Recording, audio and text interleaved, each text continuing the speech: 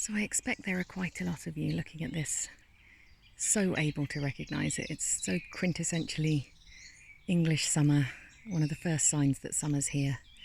And the smell is, I don't know for how many of you it's the same, but for me it's just childhood.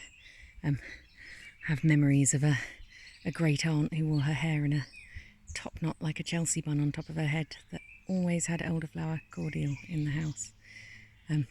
However much we liked it or disliked it as children.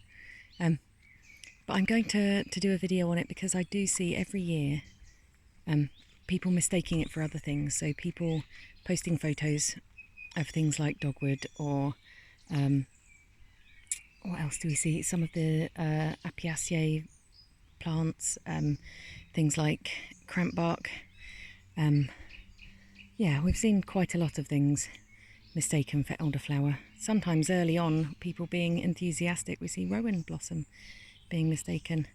So it's just worth covering in case you don't know. And if you've smelt the smell before, you're going to know it. You're going to know that smell as soon as it hits your nose. If you haven't, then I can see that the other sweet smells might be misleading.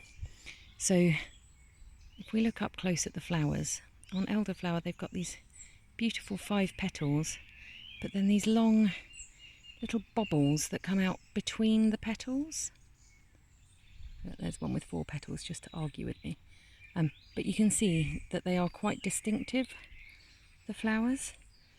They also smell obviously really, really distinctive, and that tends to be used as an ID point quite a lot. But the leaves as well are relatively distinctive.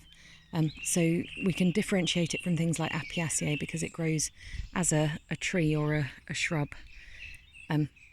So stems lower down, right up at the end they'll be green, the brand new growth is green, but lower down they've got woody stems because they are a tree or a shrub. It's really hard to get it to focus on the woody stem. Let's give it one more go.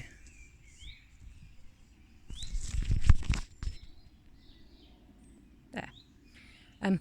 The leaves themselves are a couple of equal pairs and one terminal leaf. They've got teeth that point towards the end of the leaf, pointed at the end, and quite kind of typical veins, one central veins that come out from there.